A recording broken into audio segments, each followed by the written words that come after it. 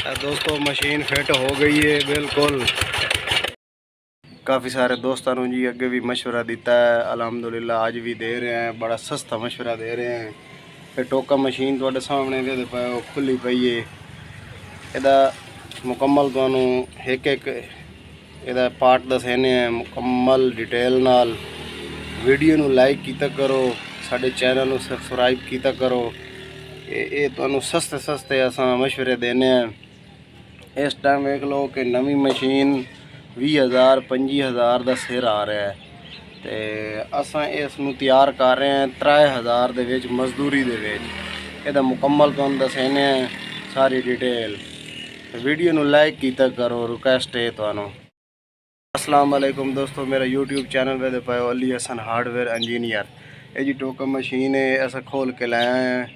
ये जोड़े साढ़े किसान बिरा टोका टुकेंदे तो उन्होंने बड़ा मसला बनता है, ये टोका नहीं टुकींदा, इनू मुरम्मत करेंदे पे हैं।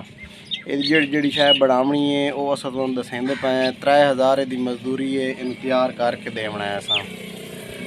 पहली चीज़ जी एक गरारी एवे दे पाओ, ये उत्ते है जनाब माल भरना है। इन चीज़ों ते माल भरना ये दे पाओ सारे। ये मुठ अग्गा नहीं छिक के लाया आमदी, इस वजह तू साढ़े किसान बिरा टोका टुकेंदे ते मुठ नू धिक धिक के थक वजदे। ये दो गरारियां जी, इन्हों के उत्ते माल भर के ग्राइंडर लाना है। इन्हों के उत्ते इत्थे माल भरना है, ग्राइंडर ला के ये नुकरा बन वही सन, टोके नू जल्दी अगे छिके सन। उस बाद जी ये शाफ्टां पईयां, इन्हां इत्थे माल भर के इन्हां दा सैद करना है। यदा भी इत्थे माल भरना है, सैद करना है। ये जी मेन शाफट पई है, ये उत्ते भी माल भरना है। ये इस जगह ते माल भरना है, ये बैक साइड ते माल भरना है। माल भर के यदा सैद करवाना है।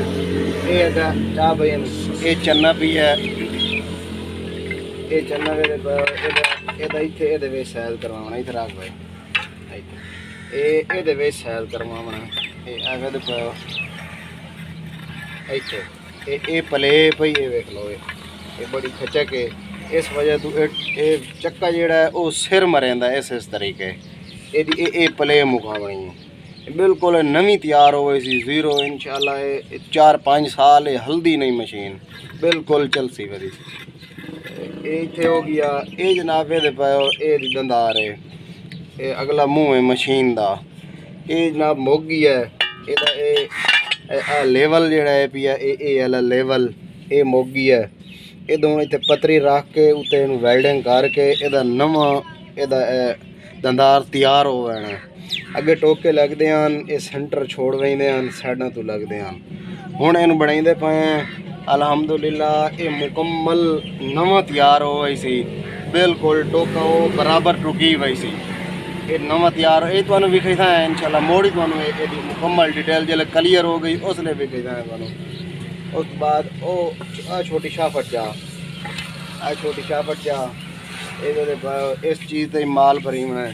इस चीज़ से इन मुठ टूल लागवेने, यदि मुकम्मल फिटिंग हो गई सी।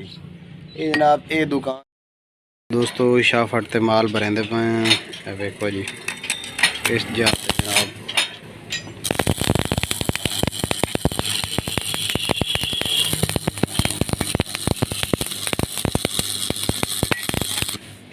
ये माल भर रहे हैं जी। दोस्तों शाफट ते माल भरी गई है, हुण गरारियां ते माल भरेंदे पे हैं। ये थोड़े सामने इस चीज़ दे विच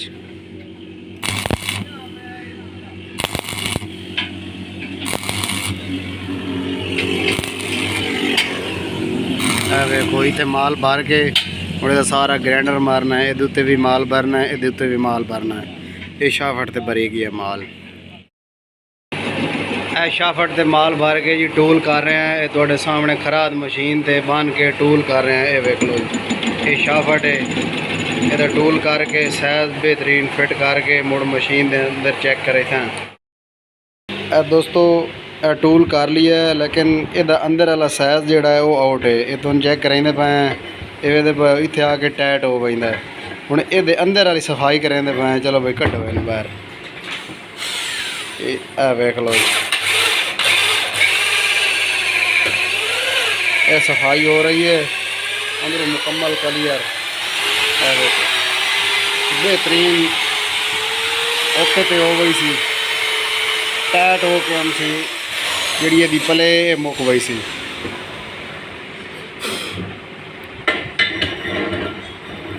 ए वेख लो जनाब बड़ा प्यारा सोहना काम हो गई है। यह चीज़ है यह चीज़ हूँ अगर इस चीज़ नू टूल ला के ये अंदर क्लोज करिए फिर फर्क पै वनिया।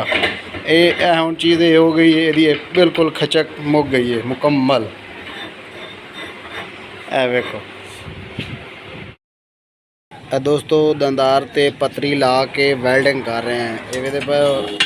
ये पतरी लगी हुई है उत्ते वेखो जी इनू हूँ वेल्डिंग कर रहे हैं। वेल्डिंग मुकम्मल इत्थे इंज भी वेल्डिंग करना है सारा इस साइड भी वेल्डिंग करनी है बहर वाली साइड ये साइड ए वेखो वेल्डिंग करेंदे बैठे हैं।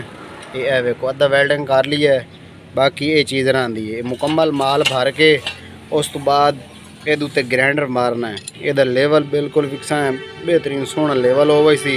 ये टोका जोड़ा है पिया वो सही टुके सी अगे ये चीज़ खाधी पई आई ये सारी रगड़ी पई आई ये उत्ते माल भर के ये फिट हो गई सी बेहतरीन। इन चीज़ों से भी माल भर लिया है ये ग्राइंडर मारना है। वेख लो मशीन तैयार कर रहे हैं अल्हम्दुलिल्लाह बड़ी सस्ती तैयार कर रहे हैं और पेदार। तो असा ग्राइंडर मार रहे हैं दंदार से वेख लो।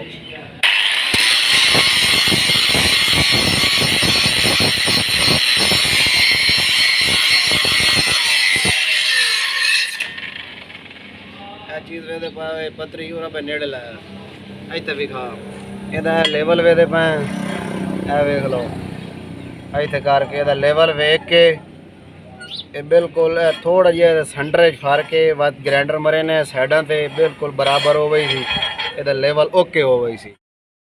दोस्तों ये मुकम्मल काम ये क्लीयर हो गई है मशीन का हुण इनू फिटिंग करेंदे पे हैं। ये वेखो ये उत्ते ग्राइंडर वज गई है ये मुकम्मल है ग्राइंडर इन चीज़ों से नुकरा बन गई हैं पट्टे छिकण वास्ते ये उत्ते ग्राइंडर वज गई है।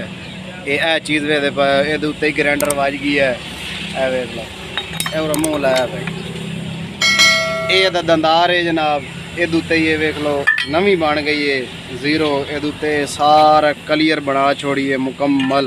ये चीज़ वे ये वेख लो ये सारे पास ग्राइंडर ये धार बन गई है बिल्कुल बेहतरीन नवी दंदार तैयार कर ली है। वेख लो ये पुरानी लेकिन असा इनू नवा तैयार कर छोड़ा है ये साढ़े के। दोस्तों मशीन फिट हो गई है बिल्कुल इसकी कसाई हो गई है ये दे पाओ ये चीज़ है जनाब गरारियाँ की माल भरी गई है अगली दंदार से भी क्लीयर ये कस लाइए इंशाल्लाह हुण तले जोड़े बोल्ड हैं ये छिकने छेक के उस बाद जल्द चलावना है वही तुहानू विखा है चला के पट्ठे टोक के। तो आ टोके कसेंदे पे नवे तैयार किए मशीन का मुकम्मल काम क्लीयर हो गया है बेहतरीन ये वेख सकते हो ये वेख लो बिल्कुल फिट हो गई है। ये हम टोके कसेंदे पे इतने टोके रख के ये चल भाई पा नट पा जनाब दंदार नवा बनाया है ये इतने लाइन कर सा इन करके इतने करके बेहतरीन इंशाल्लाह जिले पट्ठे टुके वो भी तुहानू वीडियो इसे इस वीडियो के अंदर मुकम्मल डिटेल दसूँगा। वीडियो लाइक किया करो मुकम्मल का काम क्लीयर हो गया थले लत्तां भी तैयार की दियां वो भी सरिये तो मशीन लैके आने इतने फिटिंग करेंदे पे हैं रचका भी है इस लड़ के लाए हैं ए वेखो इस फिटिंग करके इन मुड़ चलावना है ये चक्का भी है उस बाद जी ए पुली पई है ये पीटर खला है ये चलावना।